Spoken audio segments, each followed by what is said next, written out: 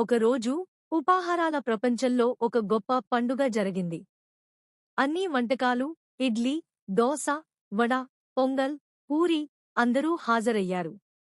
ఉప్మా చాలా మృదువుగా, నిదానంగా ఉండే వంటకం.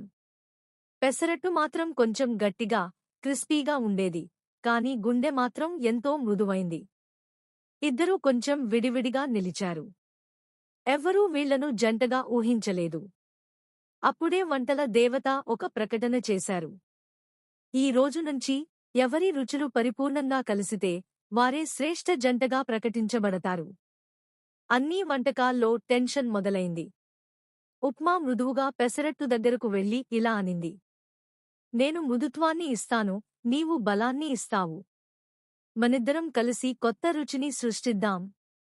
పెసరట్టు ముచ్చటగా నవ్వి అంగీకరించింది.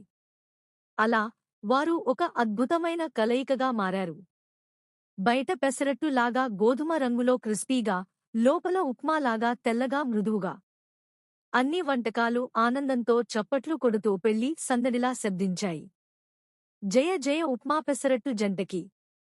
ఆ రోజు నుంచి ప్రతి టిఫిన్ హోటల్లో, ప్రతి ఇంట్లో, ప్రతి పెళ్లి విందులో ఈ జంటకి ప్రత్యేక గౌరవం లభించేది. Please subscribe my channel.